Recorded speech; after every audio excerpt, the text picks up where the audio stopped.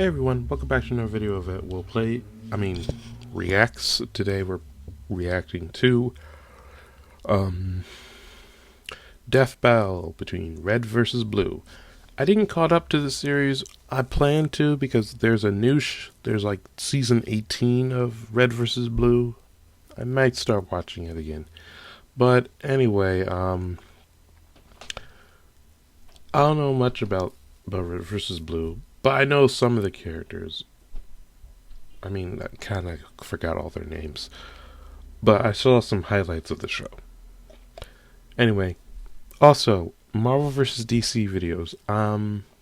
I plan on doing more, but you guys gotta keep looking at my posts, because now I can post stuff now, like pictures or polls of what videos you guys want.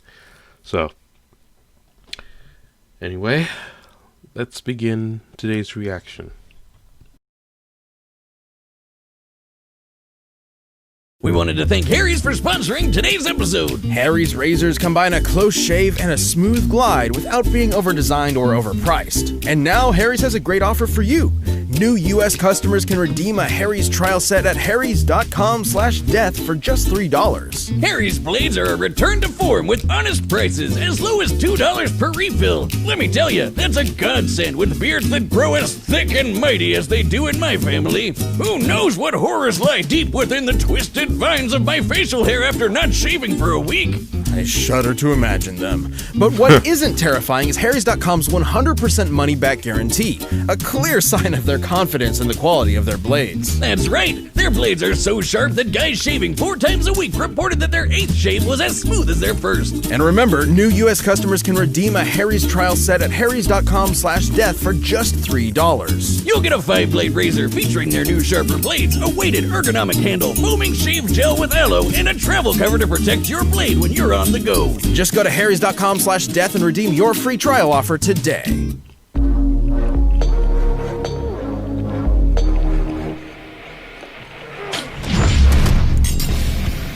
Edison versus Tesla. Coke versus Pepsi. Goku versus Superman. Few rivalries have lasted nearly 2 decades or spawned epic battles like our second favorite web series, Red versus Blue. With the Red Team, even though most of them don't actually wear red. And the Blue Team, their perpetual ocean-colored rivals. For this battle, we'll be bringing these two groups back to where it all started. To find out what would have happened if they had stopped dicking around and actually just fought for real. Just a note, we will be locking any artificial intelligence characters within their primary bodies, since they're generally invincible unless they stumble into an EMP. You mean an imp? What? He's Wiz and I'm EMP. Boomstick. And it's our job to analyze their weapons, armor, and skills to find out who would win a death battle. Hey. Yeah?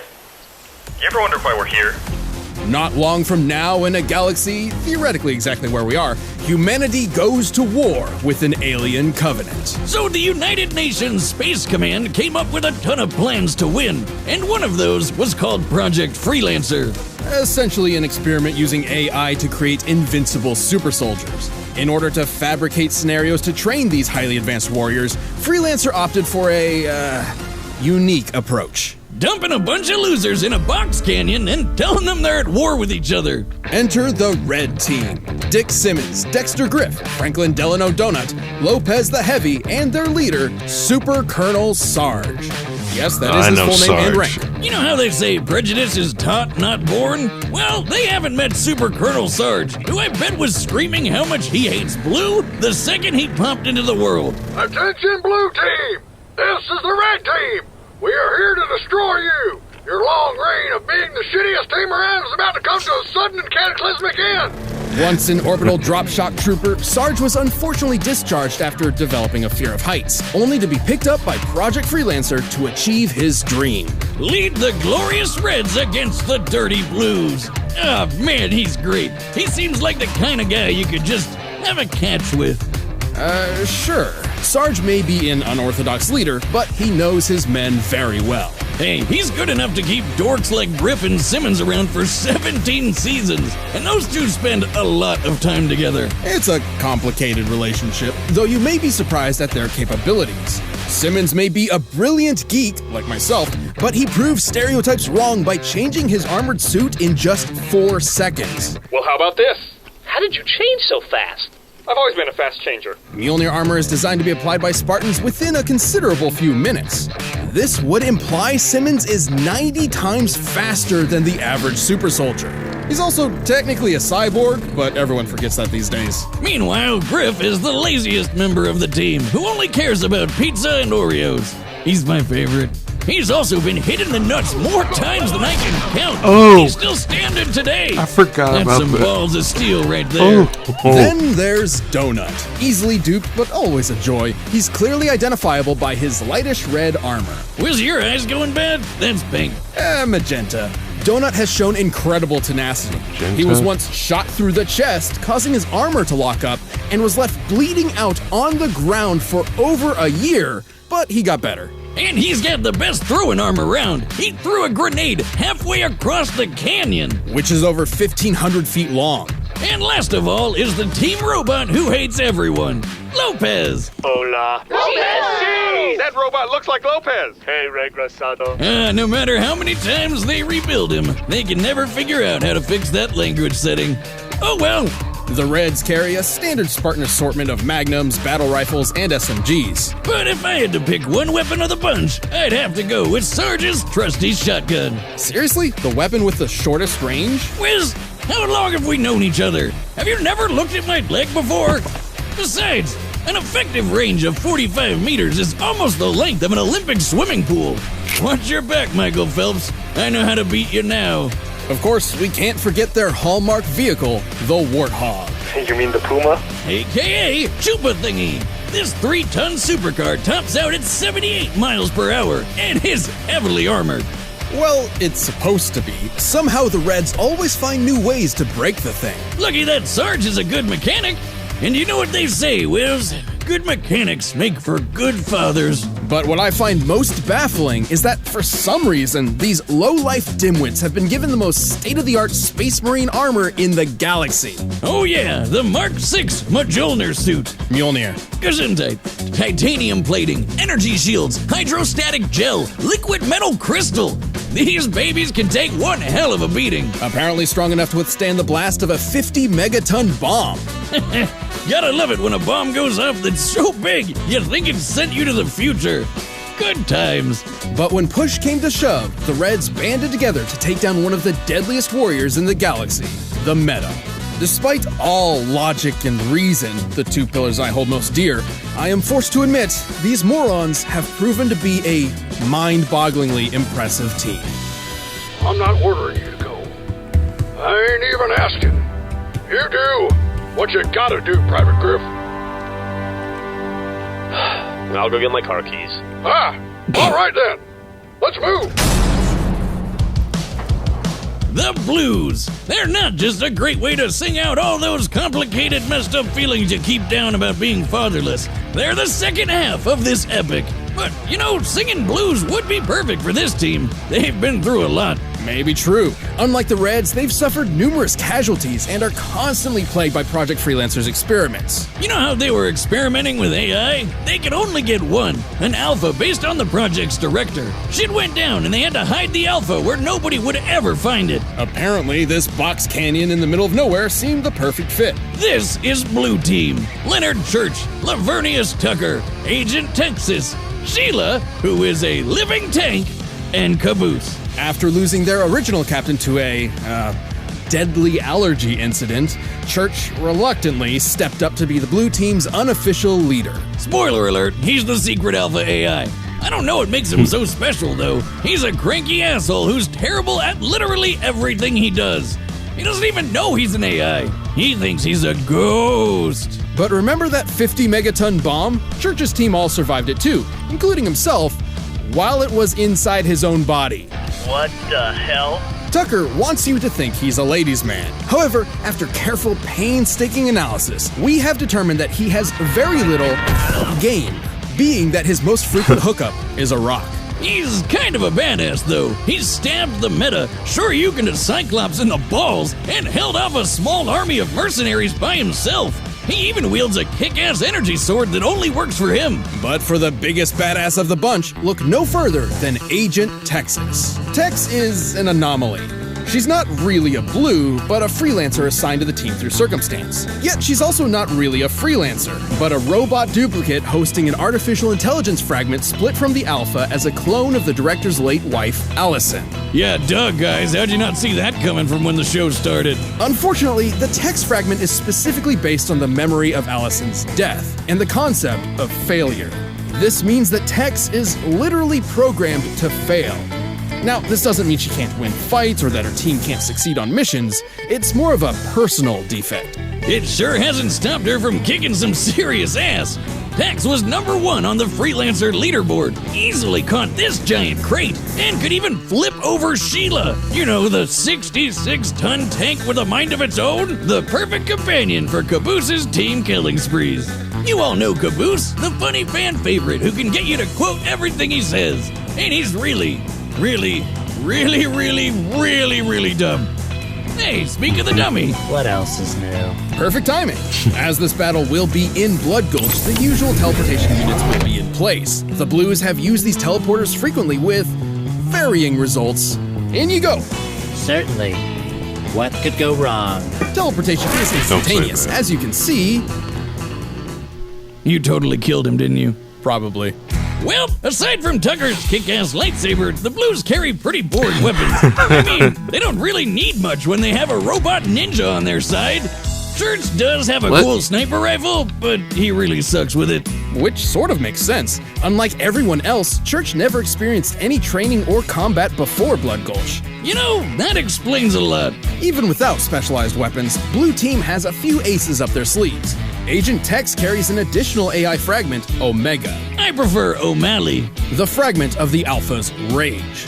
With it, she can use extra enhancement gear, such as a cloaking device. It also affects her personality, quite literally transforming her into a vicious killing machine. It can also pop out of her head and possess other people like a ghost. But remember, we're locking AIs to their bodies because that is super overpowered. Even though Tex has shown incredible feats of strength, Caboose is surprisingly even stronger. In a robot body identical to the one she used to flip SHEILA, Tex was unable to lift Andy the Bomb, while Caboose could do so for extended periods of time. And after entering an alien temple, Santa, don't question it, increased gravity by 10-fold, and Caboose didn't even notice. I remember a certain Saiyan struggling to do something like that. I mean, I guess this means Caboose is better than Goku. Stop it. Don't you dare open those floodgates. I'm kidding, you idiot. Still, Caboose was strong enough to defeat a bunch of Tex clones all at once. It's like they say, it's God's way of compensating. Unfortunately, the Blue Team has a tendency to get in way over their heads, often losing team members in the process. But somehow, some way, they always come back together. They're a good team in a weird, stupid way. SHEILA, shut him up. Son of a bitch! Alright, the combatants are set. We've run the data through all possibilities. And while the Reds and Blues fight over an empty canyon, you can fight hair loss with keeps.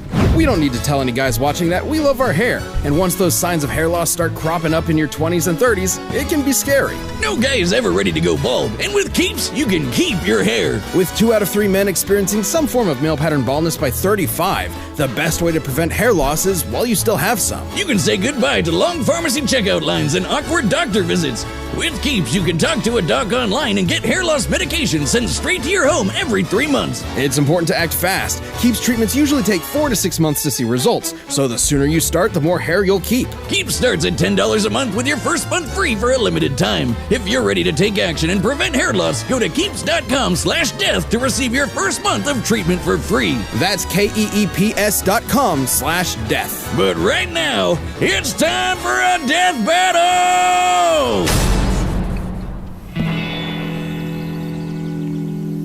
Okay, why did we bring the flag out here? Because it's supposed to rain today. You have to remember to take your flag outside when it rains. None of that is right. What's a flag got to do with rain? Wait, do you think the flag is an umbrella? Caboose, have you ever seen an umbrella before? Yoink! Suck on that, Blue! Yeah, suck it, Blue! This'll stop them. Hey, dumbass! The teleporter never worked! Now come on, let's... Wait. Where's Caboose? Great work for that fake weather report, boys. That's the kind of fake news I like. What fake weather report? Let's go, Sheila. The only good red is a red in bed. Griff, quit your staring and get to stepping. On the gas, pronto. Yeah, I know. Sheila, look out for that rock. Oh no, there's another one. Who put all these rocks out here? Watch out! It escapes, men! Sneak around and hit from behind, just like John Wayne would have done. No way, those caves are a John bait. Wayne. Move over, numbnut! Hey, don't leave me out here. Simmons, here's the plan. We're going to use the Warthog as a battering ram, striking their rear engine, which will rupture and cause the tank to self-destruct in a glorious explosion! Excellent plan, sir. Except for, well, all of it. You know, maybe we could... Oh, that's a bigger clip than I thought!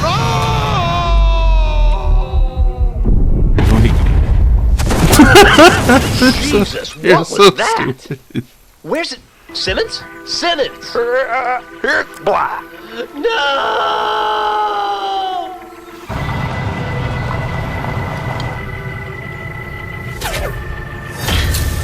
Oh no, a spider! Yeah! Oh no, Who wants spider. a taste of this big D? Bouncing a bow out! No judging. End of the line, Reds. Dirty Blue, for the first time in history, you're exactly right. Today is a good day to die. Charge!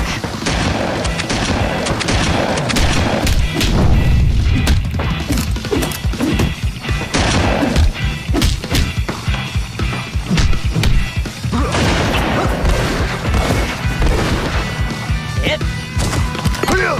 Oh.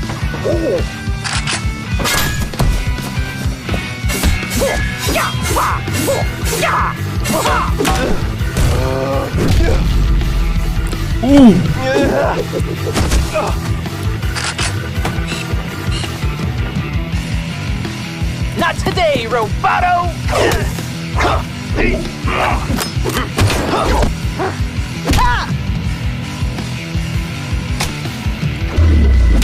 Swish! Idiota, no tienes oportunidad contra mí porque yo soy el López al pasado.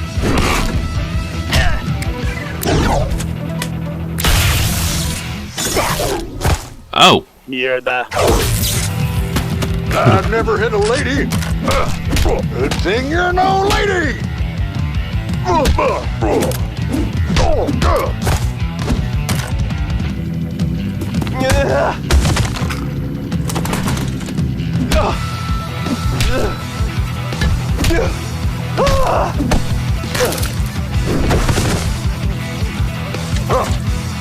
About time. Estar atento. Church, how do I help? Just stay there, Caboose! I want to help. I'm not helping! God damn it, this rifle is busted! Help has arrived. Not the Caboose, rifle. no! X! No! Tucker did it.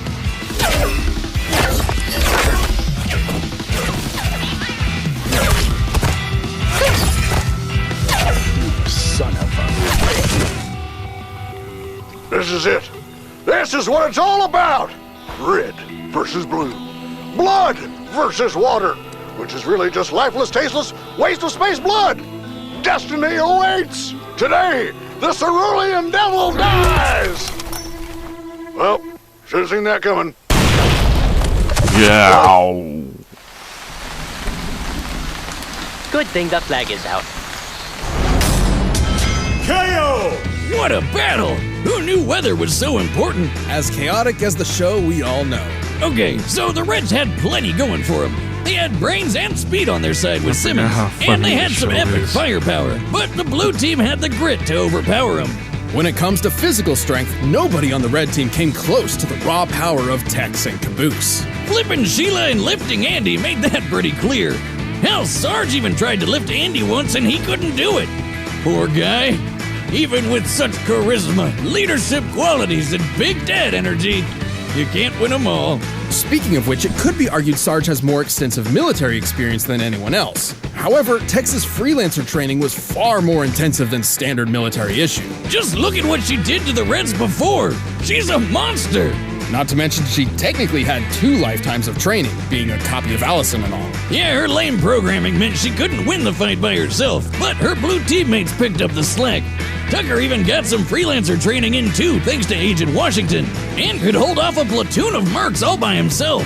No one ever said he wasn't good at solo activities. Oh, and in the fight between tanks versus cars, tanks generally win. I mean, that one's pretty obvious. The Red team may have been extremely resilient, mostly thanks to aggravating stubbornness, but it wasn't enough to survive the stellar skill and the brute force of Blue Team. If only they could have read that they'd end up with a case of the blues. And that's even without releasing the obviously superior power of artificial intelligence units.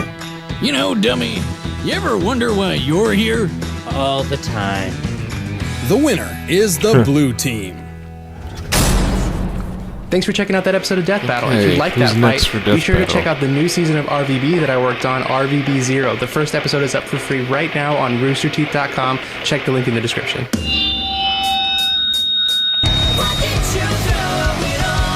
Batgirl versus Spider-Gwen. Okay.